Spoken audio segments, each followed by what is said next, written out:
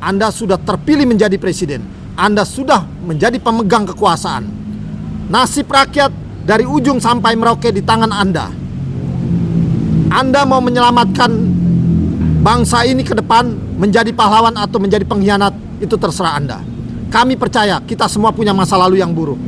Tapi hari ini yang kita lihat adalah kesempatan bagaimana kita memperbaiki diri dan kita memperjuangkan sebagai bentuk kesadaran kita, sebagai bentuk kita ingin kehidupan yang lebih baik ke depannya. Jadi silahkan Pak Prabowo, jangan takut dengan yang namanya Jokowi, jangan takut dengan yang namanya oligarki. Izin Bang Muslim, Bang Islam. Assalamualaikum warahmatullahi wabarakatuh. Waalaikumsalam. Alhamdulillahi arsala rasulahu bil huda wa dinil haq liyusirahu ala dini kulli wa kafa billahi syahida. Para pemirsa sekalian, apa yang telah disampaikan oleh saudara kita, abang kita, orang tua kita, guru kita, Bang Dr. Egy Sujana. Amin. Kita sama-sama sudah mendengarkan, merupakan sebuah refleksi sekaligus evaluasi keindonesiaan kita yang begitu integral ya, yang begitu komprehensif. Beliau tadi kita dengar sudah bicara tentang bagaimana Indonesia yang seharusnya, mulai dari niatan kita membangun sebuah negara bangsa yang tujuannya adalah negara kesejahteraan, menghadirkan kemakmuran dan keadilan bagi seluruh rakyat Indonesia. Namun pada pelaksanaannya hingga usia kemerdekaan 78 tahun lebih, ternyata bagaikan jauh panggang dari api.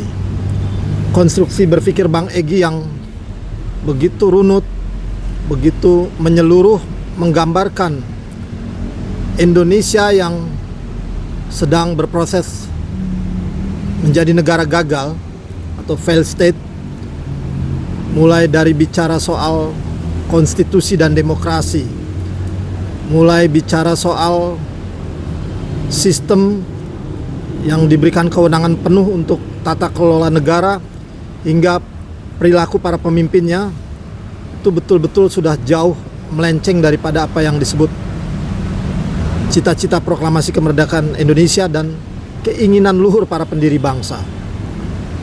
Yang terjadi, kita melihat dari Sabang sampai Merauke, dari ujung dan pelosok-pelosok desa hingga ke kota, yang ada hanyalah penindasan, yang ada hanyalah kesengsaraan rakyat.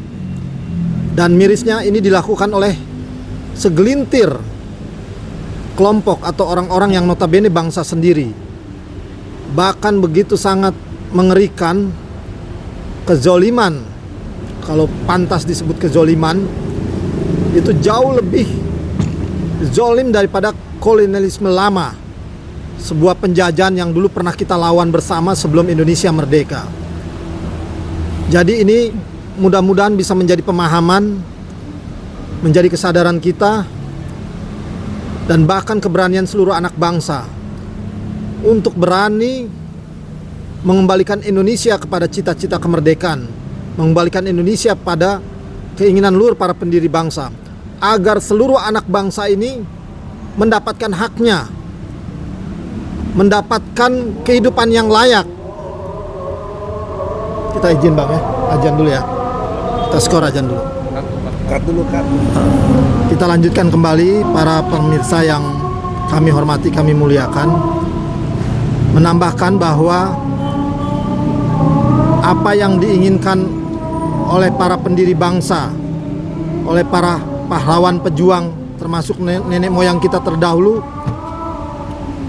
harusnya menjadi ingatan dan kesadaran kita bersama, bahwa mereka tidak ingin generasi penerusnya, termasuk kita yang sekarang ada hidup di dalam negara ini, menjadi budak baik bagi bangsa asing maupun segelintir para komprador ya, para pengkhianat bangsa yang dulu kita sebut dengan Londo Ireng. Kenapa mereka tidak ingin kita menjadi bangsa budak? Karena kemerdekaan ini ditebus dengan darah, ditebus dengan nyawa. Maka mereka berupaya sekuat mungkin agar bisa melindungi, menjaga, dan menyelamatkan kemerdekaan, termasuk keinginan agar rakyat Indonesia ini bisa mencapai kesejahteraan, negara yang menjamin kemakmuran dan keadilan sebagaimana yang tertuang di dalam konstitusi kita di Undang-Undang Dasar 1945, termasuk di preambul mukadimah Undang-Undang Dasar 1945. Tetapi justru kita sekarang bisa dibilang ya Bang Egy masuk dalam kondisi darurat negara. Apa yang terjadi sekarang, negara sudah pada fase kehilangan kemerdekaannya, kehilangan kedaulatannya. Rakyat juga kemudian kehilangan haknya untuk menjadi warga negara yang bisa dijamin kehidupan layaknya, bisa dijamin tanah dan rumahnya, bisa dijamin kesehatannya dan pendidikannya. Tapi apa lacur yang terjadi dari ujung-ujung pelosok desa-desa dan kampung kita hingga di tengah kota? Kita setiap hari melihat bagaimana perampasan tanah. Kita melihat bagaimana orang-orang rakyat jelata digusur. Kita melihat bagaimana kemudian generasi kita, generasi muda sulit mencari pekerjaan. Kita melihat bagaimana anak-anak kita sulit mendapatkan pelayanan kesehatan, sulit mendapatkan pendidikan. Tapi seiring itu, kekayaan alam kita, keuangan negara kita, kemudian habis-habisan dirampok, dieksploitasi untuk segelintir orang. Pemerintah dalam hal ini kekuasaan, rejim yang selama ini memimpin hampir 1 dekade, atau 10 tahun atau 2 periode, telah memanipulasi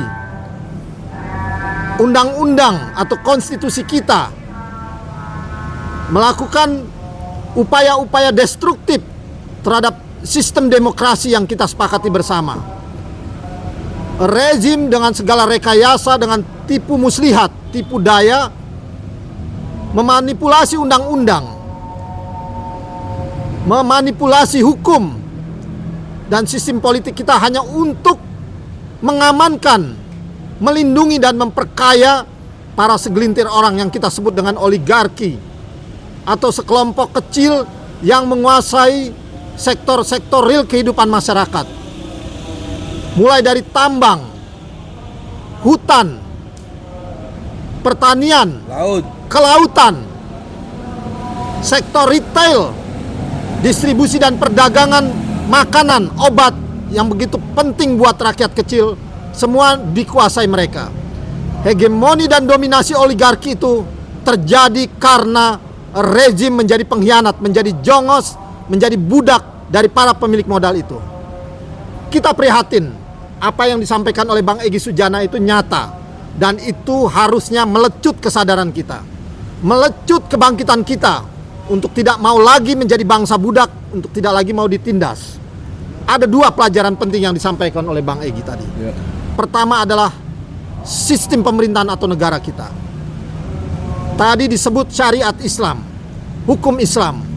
Rasa-rasanya hampir 1 abad kita sudah berikan keleluasan penuh, kita sudah berikan kewenangan penuh kepada sistem kapitalisme, dan di dalamnya ada sistem ateisme atau komunisme yang nyata-nyata sudah gagal memberikan keadilan, memberikan kemakmuran, dan memberikan ketenangan batin hidup rakyat.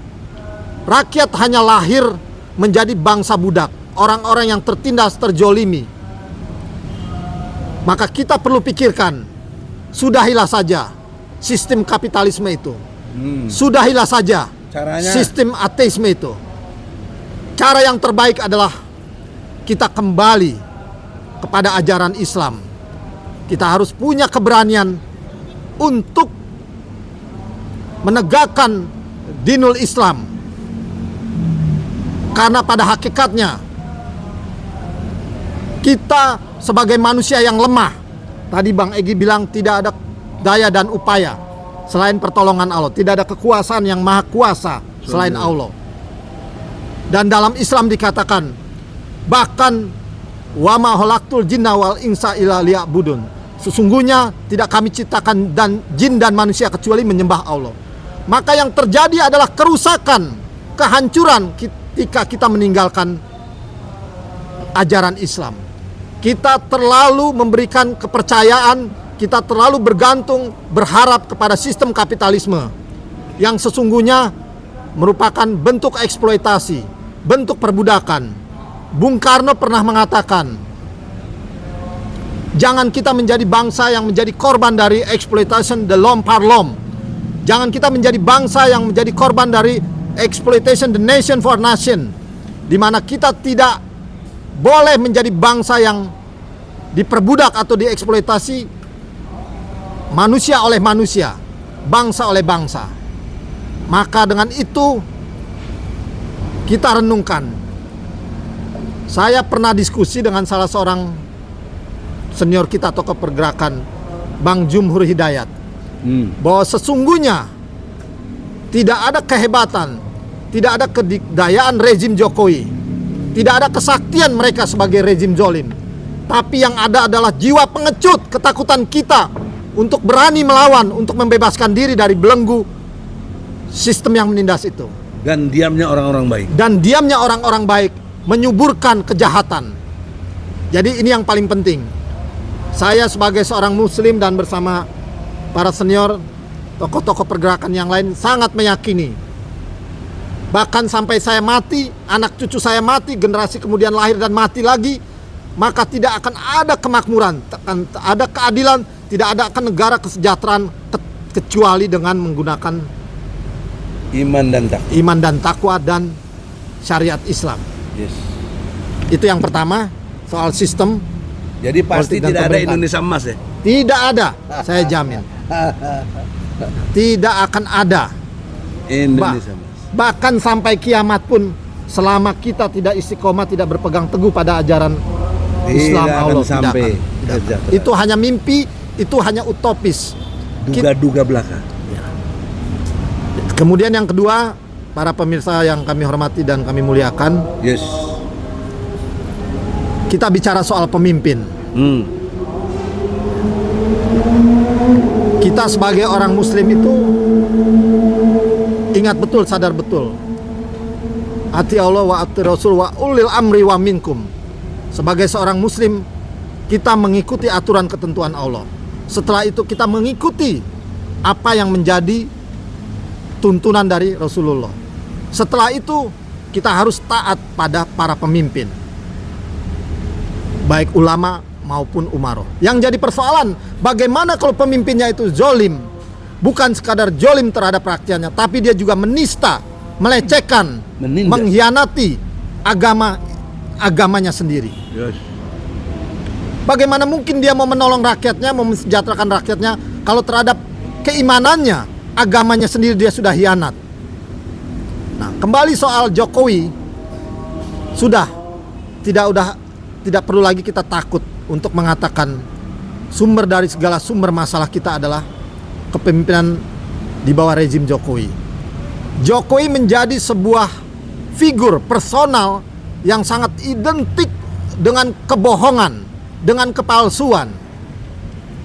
Kita lihat bagaimana dia kampanye, dia coba membangun pencitraan yang luar biasa dengan seolah-olah peduli terhadap rakyat jelata, terhadap masyarakat pinggiran. Dia terjun ke gorong-gorong. Tapi rupanya itu hanya sinyal saja. Dia sesungguhnya sedang membawa bangsa rakyat kita ke dalam kegelapan. Itu terjadi. Bagaimana kemudian kekayaan alam yang harusnya bisa mencukupi kebutuhan rakyat Indonesia, bahkan bisa mencapai kesejahteraan tanpa utang, tanpa pajak, tanpa korupsi. Yes. Tapi kemudian kekayaan ini digondol besar-besaran hanya untuk dinikmati segelintir orang, sekelompok elit, termasuk rezim kekuasaan yang ada di dalamnya, yang sekian orang itu. Jadi ini jadi persoalan besar. Bahkan di ujung saja ketika dia lengser, Jokowi selama 1 dekade atau 2 periode ini, dia masih membangun pencitraan bahwa seolah-olah dia itu sangat dibutuhkan rakyat, jasanya besar. Ya, dia coba mobilisir masyarakat untuk datang ke rumahnya, seolah-olah ada kerinduan, ada kangen, ucapan terima kasih, ada kepuasan. Yang sesungguhnya itu rekayasa setting. Mungkin karena dia takut diadili, mungkin karena dia takut bahwa rekam jejaknya itu kemudian diangkat, betapa kemudian kejahatan konstitusi, demokrasi, kejahatan APBN, kejahatan anggaran yang sekarang sedang dibuka oleh Pak Prabowo akan terbongkar. Jadi ini menarik bahwa yang namanya pengadilan terhadap Jokowi itu bukan subjektivitas, itu bukan cuma lahir dari sekelompok orang kecil, lahir dari apa yang disebut pembenci oleh mereka, oleh buzzer influencer mereka, atau yang dendam. Tetapi dunia internasional, salah satunya melalui OCCR, Organized Crime and Corruption Reporting Project, itu menyatakan Jokowi runner up dari koruptor terbesar di dunia. Sebentar lagi dia menjadi the champion, pemenang dari kejahatan korupsi sedunia. Jadi ini bukan lagi subjektivitas, ini sudah pengakuan dunia internasional, sudah objektif, faktual, dan dinyatakan sekarang. Hari ini, atau tepatnya mulai tanggal 1 Januari yang lalu, kita lihat bagaimana ya gas rumah tangga yang melon 3 kg itu tidak boleh lagi dijual oleh pengecer. Bayangkan negara yang katanya luar biasa kaya ini, yang katanya kemudian menjadi modern dengan pembangunan infrastruktur itu, kemudian harus mengantri seperti zaman dulu, seperti zaman krisis di Orde Lama, Bung Karno, krisis ekonomi. Ini satu bukti nyata, sesuatu yang bercampur airnya. Kita mengusap dada, ada rasa marah luar biasa, tapi di satu sisi kita geli, ketawa. Kok bisa ya rezim ini tidak tahu malu mempertontonkan kebiadabannya, seolah-olah kita ini semua ini hewan-hewan ternak yang tidak punya akal, tidak punya pikiran. Kemudian apapun yang dilakukan seperti kerbau mencocok hidungnya kita akan ikut, bahkan dibawa ke jurang kenistaan. Jadi inilah bicara figur tadi Bang Egy. Yes. Sudah saatnya rakyat harus sadar, rakyat harus bangkit. Caranya dengan apa? Tegakkan hukum, tegakkan keadilan.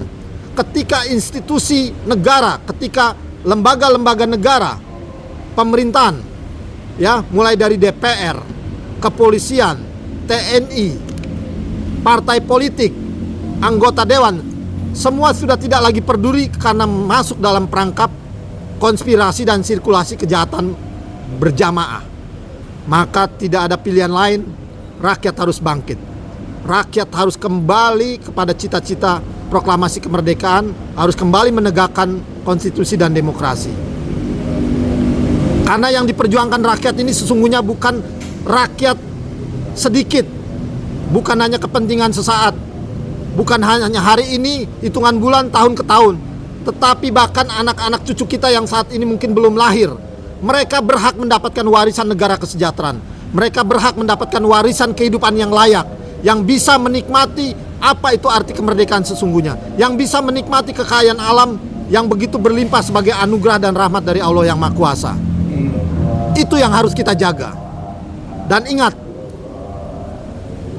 mau Aguan kek, James Riyadi, 9 Naga, dan semua ternak-ternak oligarki yang ada, dia punya uang, dia punya kekuasaan, dia punya aparat dan senjata, itu tidak membuat kita gentar. Kita masih punya Allah, tadi Bang Egy bilang. Sejarah peradaban dunia, sejarah peradaban manusia menyatakan dengan tegas, hanya yang berlindung kepada Allah, yang bergantung pada Allah, yang dia akan memenangkan pertarungan. Betapapun musuhnya luar biasa besar, betapa luar biasa jahatnya musuh-musuh, tapi di hadapan Allah sangat kecil. Jadi saya pikir yang kedua tadi, selain sistem pemerintahan, maka kepemimpinan juga penting. Kita berharap Pak Prabowo, ya apa itu pesan moralnya? Pak Prabowo, kita semua anak bangsa akan mati, termasuk Pak Prabowo. Ya, seiring waktu usia takdir kita akan membawa kita pada kematian. Yes. Yang jadi persoalan bukan mati. Kita suka atau tidak suka, senang atau tidak senang, kita akan mati. Pasti Tapi datang. apa yang kita bisa lakukan sebelum kematian itu datang? Apa yang bisa kita perbuat untuk menyelamatkan kepentingan orang banyak, buat rakyat negara bangsa ini? Sekarang Pak Prabowo, Anda sudah punya legitimasi. Anda sudah terpilih menjadi presiden.